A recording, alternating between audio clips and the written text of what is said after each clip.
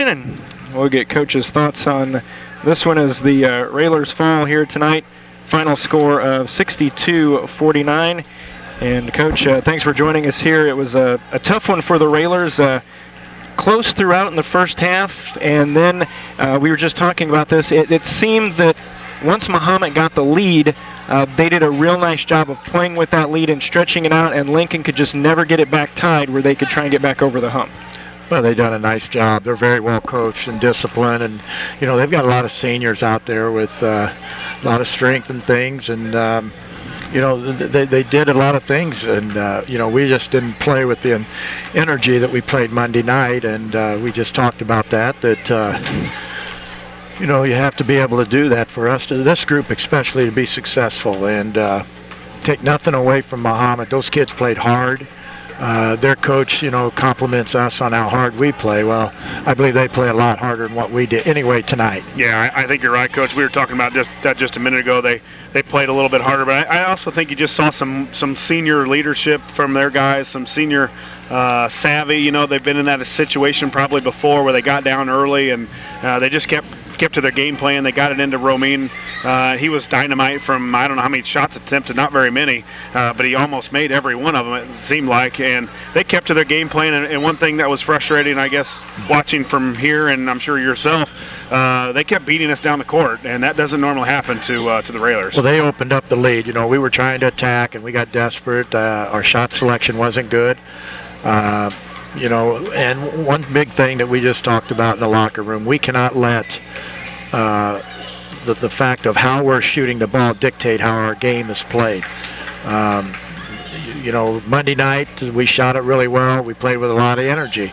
Tonight we didn't shoot it very well, and we kind of had our thoughts about shooting the ball, and that can't be. You're going to miss shots. You're going to have games where you're hot. You're going to have games when you're cold, but you still should be solid at the defensive end. And we didn't do a lot of the things that we really talked about.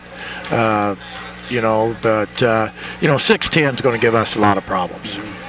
Coach, it's you talk about the shooting dictating how the defense went. It did seem that there was a little bit more frustration than what we saw on Monday night. We also saw how important the other players need to be. It wasn't that Gavin didn't get his shots tonight. It's just that when he got them, a lot of them weren't going down, and so the other players needed to step up. And as you said, a tough physical play from the Bulldogs, and as Josh mentioned, we're going to see a lot of this physical play in this conference, and they're going to have to get used to it real quick. Well, our league will be probably even worse than this, and we kind of were begging for calls instead of playing, and you got to play. You got to play really hard and tough, and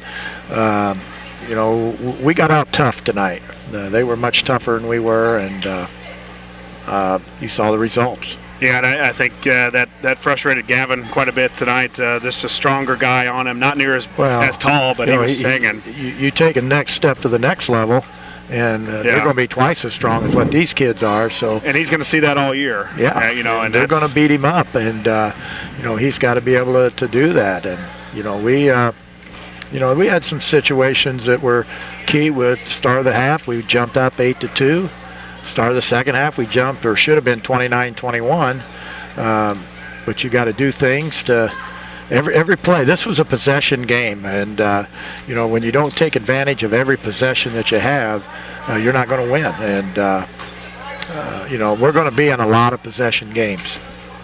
Coach, as you said, once I think the critical point, as you talked about, is Lincoln came out and got the first 2 field goals very quickly as the start of the third quarter, and then no more field goals the rest of the quarter. Mahomet really forced you into doing a lot of things, as Josh talked about, that you really aren't accustomed to doing.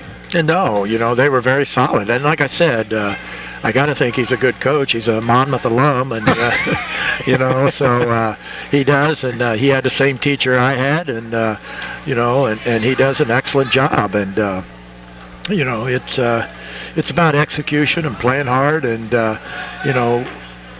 we have to be more physical and play with a lot more energy every night. We can't take a night off.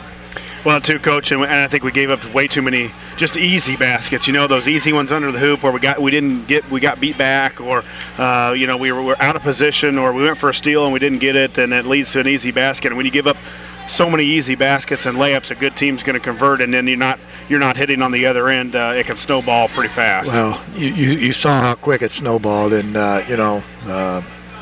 give them credit. I was impressed with them Monday night, and I was really impressed with them tonight. They took it to us, and they've got a great opportunity here to win the tournament. Well, good thing you only have one day to think about it, and you're back at it Friday night. Well, that's what I told them. It's not like you got a week to sulk over this, but you can't sulk over it. You got to come back, because I thought there was times tonight where we were sulking on the floor when things didn't go our way, and that allowed them to have easy scores, and you can't do that. And Coach, I would imagine after all your years coaching, you'll take the missed shots, you'll take the turnovers. You can't. I can't imagine. It probably just drives you crazy to see the sulking. What I told the kids is I understand we're not going to win every game, and that's okay with me, but we got to have the effort. And they took it to us, and we were out of position and everything, and we just didn't respond very well. But it's also a team that's pretty inexperienced. We got Gavin that played a lot. Will played some. Peyton played some. But after that, we've got guys on the court that haven't got any varsity experience. All right, Coach.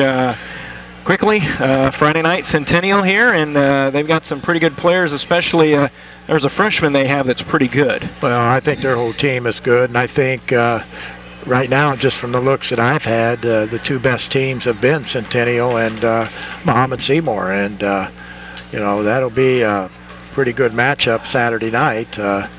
If both of them continue to win, and hopefully we can change things. But one of the things that if you end up in a three-way tie, we sure don't have a chance at that. You go on free throw percentage, and they were 18 of 20-something tonight. 18-23. So I think they pretty well got that locked up. Yeah, well, I think Centennial shoots free throws pretty well, and I don't even know how many we shot tonight. 5 of 7. Yeah, well, that's a little better, but and